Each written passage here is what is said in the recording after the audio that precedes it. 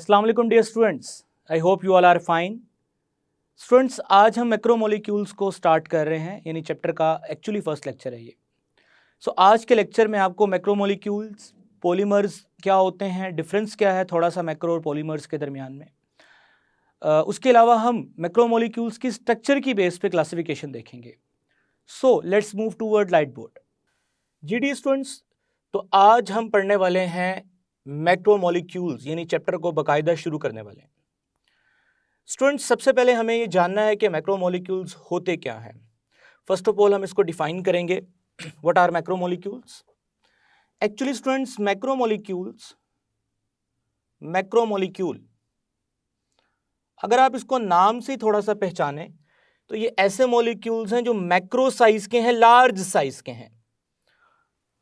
और polymer, macromolecules और polymers are those molecules which consist on small repeating units called monomers,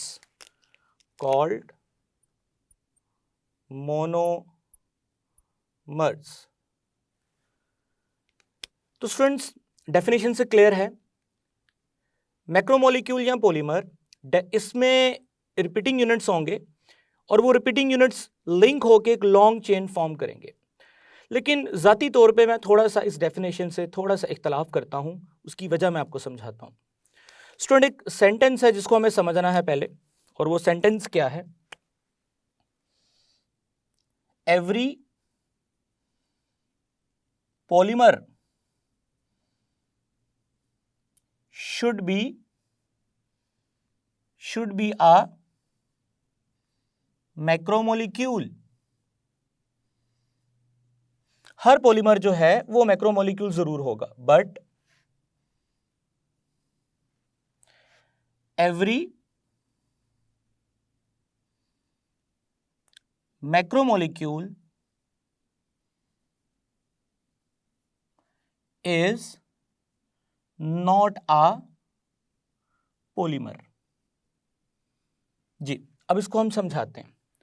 students, for example आप लोगों ने नाम सुना हुआ है पॉलीइथीन। चैप्टर 8 में आप ये नाम सुन के आए हो, पॉलीइथीन। अब पॉलीइथीन जो है वो इथीन के यूनिट, यानी कि इथीन एक मोनोमर है, और उसकी लॉन्ग चेन लिंकिंग के बाद, यानी यूनिट्स की लिंकिंग के बाद पॉलीइथीन बना। अब पॉलीइथीन जो है वो एक पॉलीमर है और उसमें कई ज़्यादा चेन्स आपस में इंटरलिंक होके पॉलीइथीन बनाती हैं, जिसको आप as a plastic bag use करते हैं। शॉपिंग में आप उसको अक्सर देखते हैं, चीज़ों को घर कैरी करने के लिए जो बैग यूज़ होता है, प्लास्टिक बैग, एक्चुअली वो पॉलीइथीन है। अब पॉलीइथीन जो है उसमें चूंकि इथीन बहुत ज़्यादा लंबी लंबी चेन्स में कनेक्ट हो चुके हैं, सो डैट्स वाई वो जो पॉलीमर है पॉलीइथीन वो मैक्रोमोलिक्यूल तो है। बट अगर आप स्क्रीन पे आपको ना क्लोरोफिल का फार्मूला नजर आ रहा है स्टूडेंट, क्लोरोफिल के अंदर यूनिट्स की रिपीटेशन नहीं है। ऑल्दो कि क्लोरोफिल इटसेल्फ एक बहुत बड़ा मॉलिक्यूल है, बट उसमें हम ये नहीं कह सकते कि यूनिट्स की रेपिटेशन है। क्लोरोफिल जो है वो एक मैक्रोमोलिक्यूल तो जरूर है, बट यूनिट्स की रेपिटेशन ना होने की वजह से वो पॉलीमर नहीं है। क्लोरोफिल के केस में क्लोरोफिल मैक्रोमोलिक्यूल तो है, बट वो पॉलीमर नहीं है। लेकिन जो पॉलीमर होते हैं डेफिनेटली वो लार्ज साइज में होंगे, तो वो मैक्रोमोलिक्यूल जरूर है। तो यहां पे स्टूडेंट्स आप लोगों ने इस सेंटेंस को याद रखना है, और इस सेंटेंस का मतलब क्या है ये मैंने आपको समझा दिया। स्टूडेंट्स, अब हम कुछ मैक्रोमोलिक्यूल या पॉलीमर की इंपॉर्टेंस देख लेते हैं। थोड़ा सा फर्क मैंने बताया आपको, ये फर्क आपके ज़हन में होना चाहिए। स्टूडेंट्स, इसमें तो कोई शक नहीं है कि हम जिस सोसाइटी में रह रहे हैं उसको हम प्लास्टिक सोसाइटी भी कहते हैं, क्योंकि हमारे आसपास अक्सर चीज़ें प्लास्टिक की ही बनी हुई हैं या प्लास्टिक लाइक पॉलीमर की बनी हुई हैं। स्टूडेंट्स, अगर हमारी डेली लाइफ में से मैक्रोमोलिक्यूल्स को या पॉलीमर्स को एलिमिनेट कर दिया जाए तो लाइफ में बहुत कुछ ख़त्म हो सकता है। आप एग्जाम्पल ले लें, आपके घर में कितनी प्लास्टिक की चीज़ें हैं, फर्नीचर की चीज़ें हैं, और कितनी डेली लाइफ में यूज़ होने वाली चीज़ें हैं वो यहाँ प्लास्टिक की बनी होंगी या प्लास्टिक टाइप सब्सटेंस की बनी होंगी। लाइक अगर प्लास्टिक टाइप सब्सटेंस की बात करूँ तो बहुत सारे पॉलीमर ऐसे हैं जो प्लास्टिक नेचर के तो नहीं होते, लेकिन प्लास्टिक टाइप सब्सटेंस होता है वो। सो स्टूडेंट्स, इसमें तो कोई शक नहीं कि मैक्रोमोलिक्यूल्स या पॉलीमर्स के आने से जो नेचुरल रिसोर्सेज जो कि दिन ब दिन कम हो रहे थे वो कंजर्व हो रहे हैं। मसलन वुड की जगह बहुत सारी चीज़ें अब प्लास्टिक की बनती हैं, जैसे घरों में लकड़ी के दरवाजे होते थे किसी दौर में, लेकिन वक्त के साथ साथ वो लकड़ी के दरवाजे प्लास्टिक के दरवाज़ों में कन्वर्ट हो गए हैं। इसी तरह स्टूडेंट्स अगर बात की जाए लोहा जो कि एक नेचुरली हासिल होने वाली मेटल है, उसकी रिप्लेसमेंट हमने प्लास्टिक के साथ करके लोहे की जो कमी थी उसको कम कर लिया।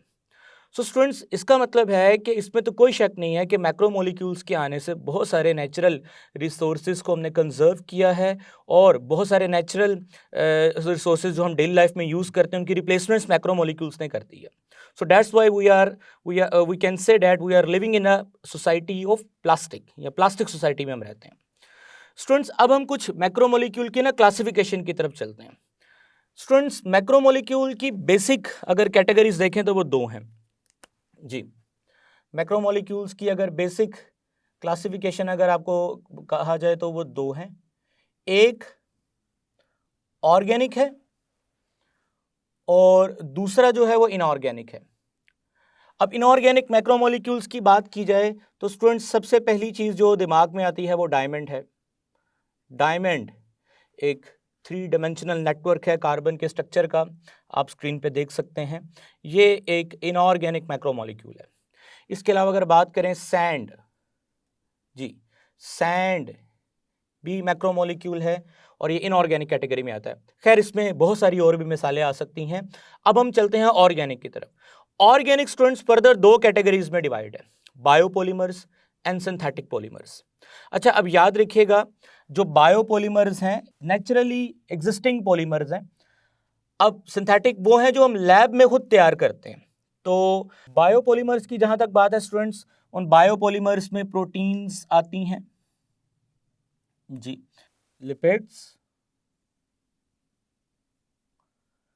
जी। स्टूडेंट्स, इस तरह बात करें carbohydrates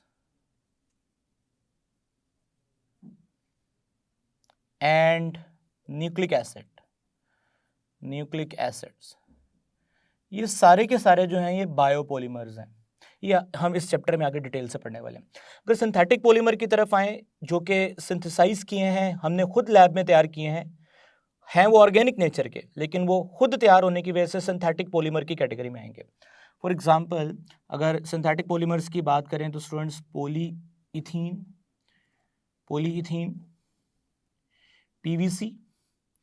PVC stand for polyvinyl chloride, nylon जी। तो ये सारे सिंथेटिक है और काफ़ी सारे आगे हमने इस चैप्टर में पढ़ने हैं। आई होप कि आपको ये क्लासिफिकेशन समझ आ गई है। अब हम मूव कर रहे हैं स्टूडेंट्स स्ट्रक्चर ऑफ पॉलीमर्स की तरफ। सो स्ट्रक्चर ऑफ पॉलीमर में हमारा जो सबसे पहला पॉलीमर है वो है लीनियर पॉलीमर। स्टूडेंट, नाम से जाहिर है लीनियर पॉलीमर कैसे होंगे। लीनियर पॉलीमर्स के अंदर स्टूडेंट्स जो हमारे पास मोनोमर्स होते हैं, मोनोमर्स से मुराद वो रिपीटिंग यूनिट्स जो कनेक्ट होंगे और कनेक्ट होने के बाद एक लॉन्ग चेन मैक्रोमोलिक्यूल डेवलप करेंगे, एक पॉलीमर डेवलप करेंगे। सो स्टूडेंट्स, अगर ये रिपीटिंग यूनिट्स के दरमियान में जो लिंक्स हैं ये बिल्कुल लीनियर है, बिल्कुल स्ट्रेट चेन है, सो इस तरह के पॉलीमर को हम लीनियर पॉलीमर कहते हैं। सो अगर हम इसको डिफाइन करें, if the repeating units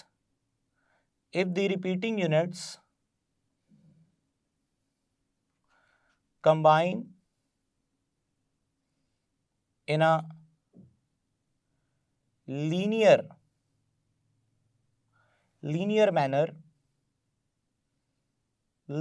manner के अंदर अगर कोई पॉलीमर उसके अंदर यूनिट्स लिंक करते हैं तो वो लीनियर पॉलीमर है। अब इसकी एग्जांपल देखते हैं स्टूडेंट्स, पॉलीइथीन, नाइलॉन, पॉलीएस्टर, ये सारी एग्जांपल्स जो हैं वो लीनियर पॉलीमर्स में आएंगे। अच्छा, अब यहाँ लीनियर पॉलीमर के अंदर ऐसा भी हो सकता है कि यूनिट्स जो हैं जो कनेक्टेड हैं आपस में, वो यूनिट्स थोड़े से उनमें बेंड्स भी आ सकते हैं, ऐसा नहीं है कि उसमें उनमें बेंड्स नहीं आ सकते। लेट्स से अगर मैं बात करता हूँ इस तरह से, यानी एक्चुअली ये एक स्ट्रेट चेन बिल्कुल इनकी एग्जिस्टेंस ऐसे नहीं होगी, ये थोड़ी कर्व फॉर्म में भी एग्जिस्ट कर सकते हैं। कहने का मतलब ये है कि कोई ब्रांच वगैरह इनके साथ नहीं होगी। सो ये है लीनियर। अच्छा, अब लीनियर पॉलीमर की कुछ प्रॉपर्टीज के बारे में बात करें। पहली प्रॉपर्टी स्टूडेंट, पहली प्रॉपर्टी ये है कि इनके अंदर ना क्लोज पैकिंग होती है, क्लोज पैकिंग। जाहिर सी बात है कि जिस चीज़ में कोई ब्रांच नहीं है, बिल्कुल लीनियर है, सरफेस उसकी स्मूथ है, तो उनके जो चेन्स हैं वो आपस में क्लोजली पैक्ड होंगे। लेट्स से मैं आपके सामने एक स्ट्रक्चर बनाता हूं।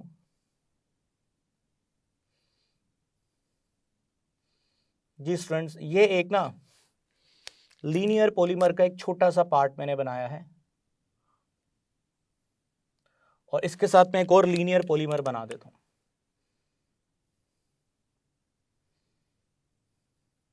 जी, और अगेन ये जो दो चेन्स हैं ये आपस में बड़ा क्लोजली पैक्ड हो सकती हैं। जी,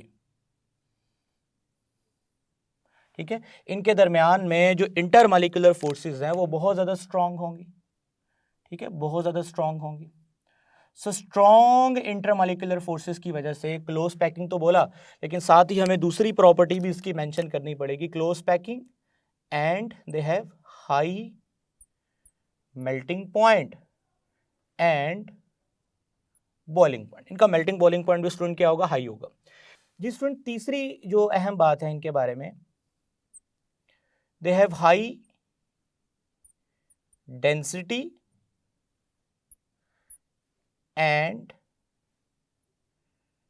टेंजाइल स्ट्रेंथ, यानी लचक जो है ना इनमें काफ़ी अच्छी होगी।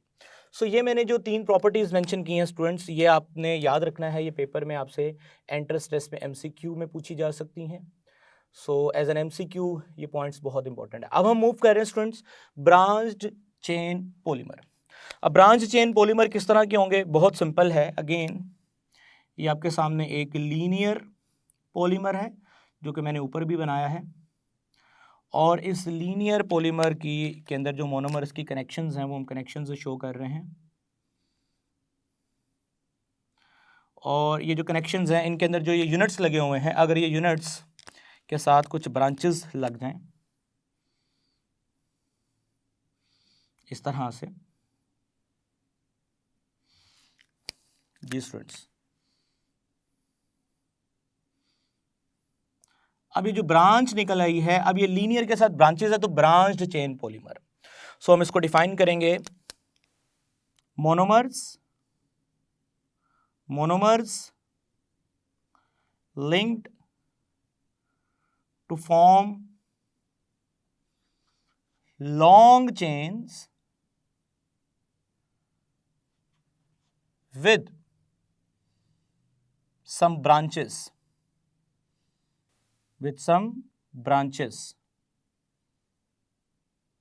ये जो है स्टूडेंट्स हम इन्हें बोलेंगे ब्रांच्ड चेन पॉलीमर। अगर ब्रांच्ड चेन पॉलीमर्स की स्टूडेंट्स आपको कुछ प्रॉपर्टीज बताएं तो अंडरस्टूड बात है कि ब्रांच्ड चेन पॉलीमर्स जो हैं, लेट्स से अगर मैं ये एक पॉलीमर बनाता हूं, उसमें कुछ ब्रांचेस हैं यहाँ पे,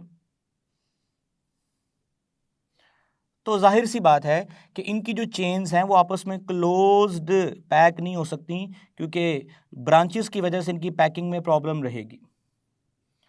सो हम कह सकते हैं they are not closely packed, they are not closely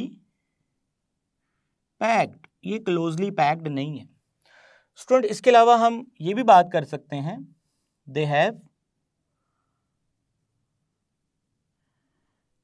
low melting point and boiling point as compare to linear polymers. अच्छा, अब इसकी एग्जांपल्स की तरफ आते हैं स्टूडेंट्स। इसकी एग्जांपल में है पॉलीइथीन, स्टार्च, ग्लाइकोजन। अब अगर आप थोड़ा नोटिस करो तो ऊपर भी पॉलीथीन है और नीचे भी पॉलीथीन है। ऊपर वाला जो पॉलीथीन है ना वो ज़रा हाई डेंसिटी पॉलीथीन है और नीचे वाला जो पॉलीथीन है वो लो डेंसिटी पॉलीथीन है। तो यहाँ ये मेंशन करना ज़रूरी है कि ये हाई डेंसिटी यानी कि हाई डेंसिटी पॉलीमर है और ये लो डेंसिटी पॉलीमर है। लो डेंसिटी की वजह मैंने बताई कि ब्रांच की वजह से ना इनकी पैकिंग क्लोज नहीं हो पाएगी। दूसरा, जाहिर सी बात है जब पैकिंग क्लोज नहीं हो पाएगी तो इंटरमॉलिक्यूलर फोर्सेस जो हैं बिटवीन चेन्स वो कमज़ोर रहेंगी। सो ये प्रॉपर्टीज़ मैंने इनकी मेंशन की। अगेन ये पेपर में आपको MCQ के तौर पे पूछी जा सकती हैं। जी स्टूडेंट्स, अब हम नेक्स्ट पढ़ने वाले हैं क्रॉस्ड लिंक्ड पॉलीमर। अब क्रॉस्ड लिंक्ड पॉलीमर क्या होंगे, नाम से जाहिर है कि इसमें ना लेट्स से मैं इसको डिफरेंट कलर से ज़रा बना रहा हूँ। ये एक लीनियर चेन होगी, उसमें डेफिनेटली कनेक्शंस हैं, लिंक हैं ये मोनोमर्स एक दूसरे के साथ। और इस तरह की एक और लीनियर चेन है और उनमें भी कनेक्शंस हैं। और अब ये जो मोनोमर्स हैं ना ये आपस में क्रॉस्ड लिंक्ड भी हैं।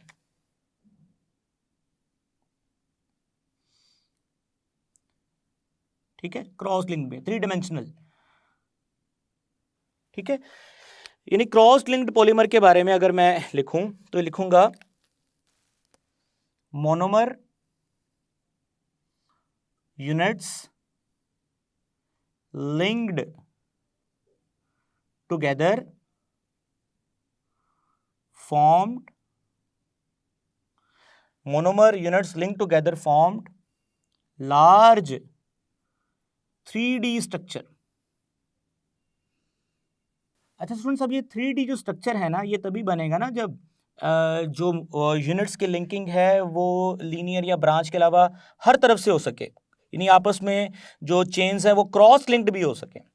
सो स्टूडेंट्स, अब इनकी एग्जांपल्स देखते हैं। बेकलाइट, ये आप लोग एग्जांपल चैप्टर नंबर 11 में पढ़ के आए हैं। स्क्रीन पे आपको बेकलाइट का स्ट्रक्चर नज़र आ रहा है, आप देख सकते हैं उसमें जो हमारे पास बेकलाइट्स के मोनोमर्स हैं वो क्रॉस लिंक्ड भी हैं और लीनियर भी लिंक्ड हैं। उसके अलावा स्टूडेंट्स अगर हम इनकी प्रॉपर्टीज़ की बात करें, properties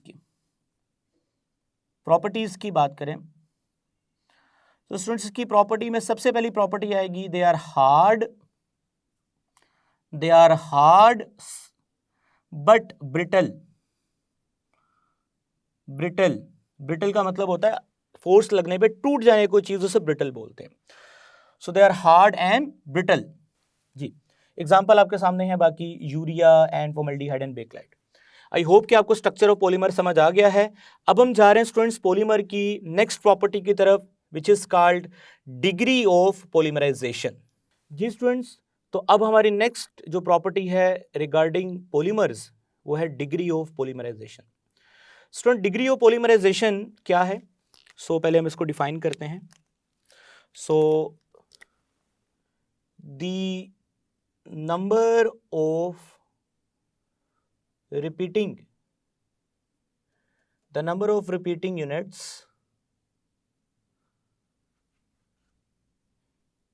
in a polymer which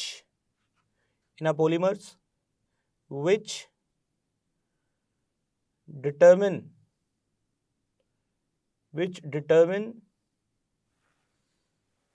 the length of polymer is called degree of polymerization.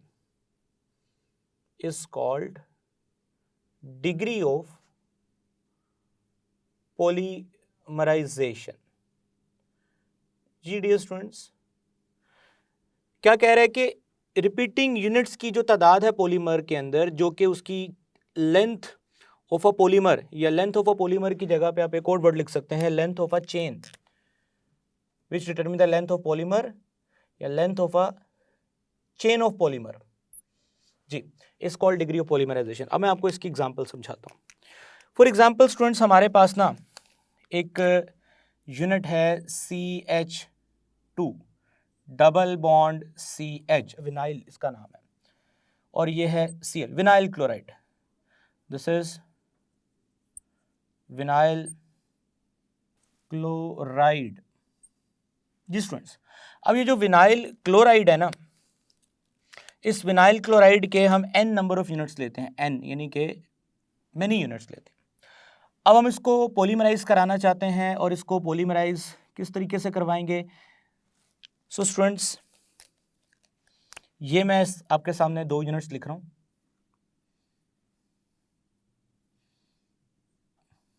एक, और ये इसके सामने एक और यूनिट।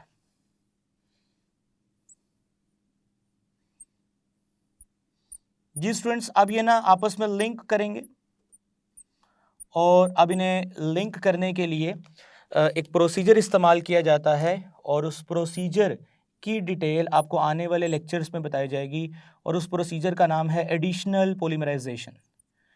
एडिशनल पॉलीमराइजेशन डिटेल तो आपको इसकी इस टॉपिक में जाके बताएंगे, लेकिन थोड़ा सा आपको बता दूं कि एडिशनल पॉलीमराइजेशन के अंदर हम कुछ स्टेप्स हैं वो फॉलो करते हैं। उनमें पहला स्टेप होता है इनिशिएशन, फिर दूसरा स्टेप होता है स्टूडेंट्स प्रोपगेशन, और तीसरा स्टेप होता है टर्मिनेशन। ये नाम आपने पहले भी सुन रखे हैं, टर्मिनेशन। अच्छा, अब थोड़ा सा जस्ट मैं हिंट दे रहा हूं कि इनिशिएशन के अंदर ना रेडिकल्स प्रोड्यूस होते हैं,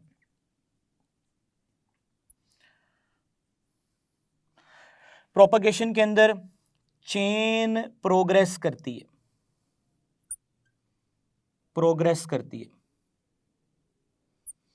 और टर्मिनेशन में चेन की जो प्रोग्रेशन थी, यानी उसकी जो प्रोग्रेस थी, प्रोग्रेस ब्लॉक होती है, रुक जाती है। सो ये इसकी डिटेल आने वाले लेक्चर्स में आपको बताएंगे। सिर्फ अभी इतना समझ लें कि इनिशिएशन होगी और इसमें रेडिकल्स प्रोड्यूस होंगे। लेट्स से ये रेडिकल है। So students, let's say initiation होगी और रेडिकल प्रोड्यूस होगा R डॉट, और ये मैं R डॉट लिख देता हूँ। अभी R डॉट क्या करेगा, जो कि मैं यहाँ पे भी लिख रहा हूँ, ये इस कार्बन के जो पाई बॉन्ड के इलेक्ट्रॉन्स उनको इंटीमेट करेगा और अपने साथ में लाएगा, यानी कि ये कुछ इस तरह से कार्बन CH2, ये दोनों हाइड्रोजन है, ये वाला जो इलेक्ट्रॉन है रेडिकल के साथ मिल चुका है। सो इसके रेडिकल के मिलने से क्या होगा, नेक्स्ट हमारे पास जो बॉन्ड है विच इज CHCl, ये जो इलेक्ट्रॉन है ये आगे रह जाएगा, ठीक है ना, ये वाला। सो अब ये क्या करेगा, डेफिनेटली अब ये रेडिकल है, ये अब प्रोग्रेस, यानी कि ये यूनिट अब नेक्स्ट यूनिट के साथ अपने इस इलेक्ट्रॉन को बाउंड करेगा, यानी कि CH2CHCl। अब ये यूनिट इसके साथ मिलेगा, ठीक है, और इसी तरह इसके साथ मिलने पे ये अब आगे चले जाएगा, और आगे से ये प्रोग्रेस अब स्टार्ट हो चुकी है। सो ये स्टेप था इनिशिएशन, ये चलना प्रोपगेशन, और लास्ट में इसी तरह का रेडिकल आएगा काफ़ी ज़्यादा यूनिट्स आपस में अटैच होने के बाद, तो जो इस चेन की प्रोग्रेस को रोकेगा तो उसका नाम क्या रखेंगे, टर्मिनेशन। खैर मैं आपको सिखाना ये चाहता था कि ये एडिशनल पॉलीमराइजेशन होता क्या है, थोड़ा आपको अंदाज़ा हो जाए। सो विनाइल क्लोराइड जो है एडिशनल पॉलीमराइजेशन के बाद, स्टूडेंट्स ये तो इंटरमीडिएट स्टेप हैं, ये अभी मैं इसको डायरेक्ट मेंशन कर रहा हूँ। अब इसके बाद प्रोडक्ट में आप क्या लिखोगे जी, अब ज़रा गौर करो, CH2, आप यहां से देख लो, CH2 बॉन्ड CHCl। अब जाहिर सी बात है इसके आगे भी, यानी कि इसके आगे भी वही यूनिट है, उसके आगे भी वही यूनिट है, यानी यूनिट्स आगे कंटिन्यू है।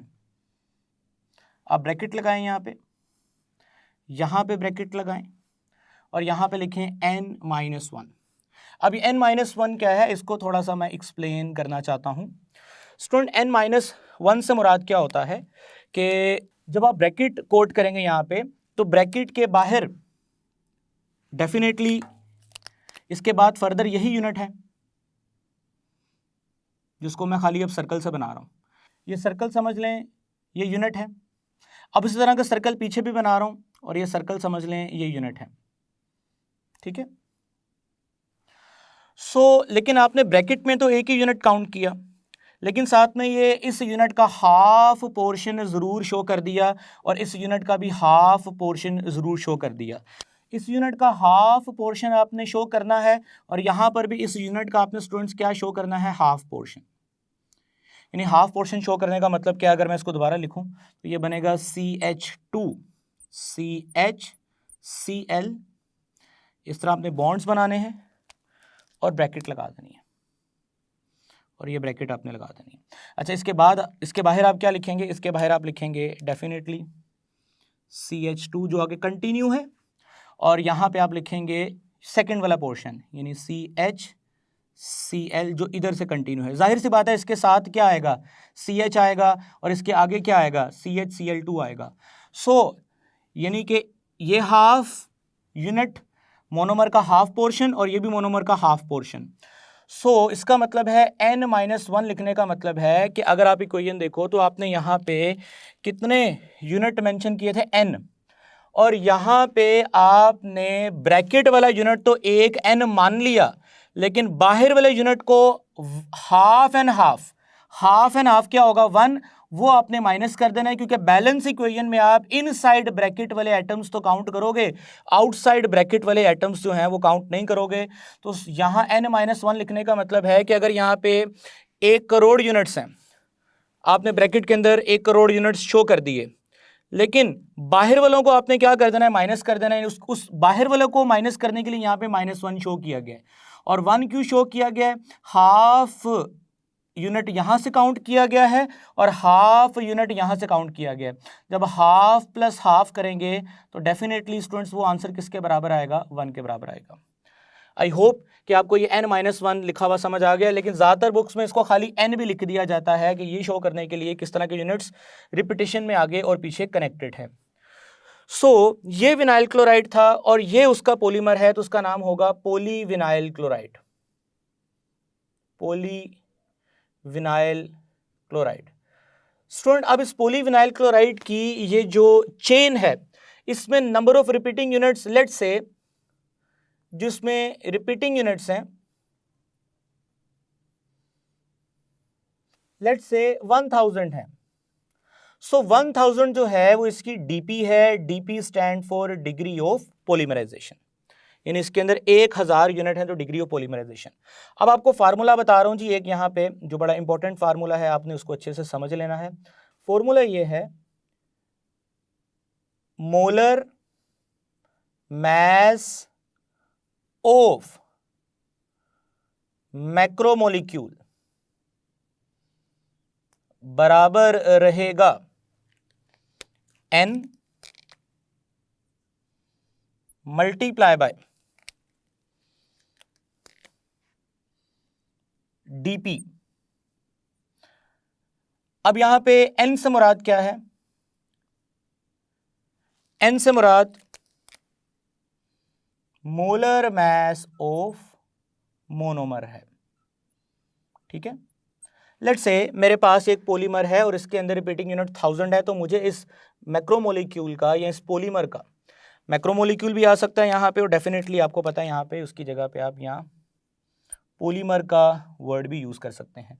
तो मुझे अगर इसका मोलर मैस निकालना है तो मुझे इसके एक मोनोमर का मैस निकालना है, और एक मोनोमर का मैस कैसे निकालेंगे स्टूडेंट्स, 2 कार्बन है।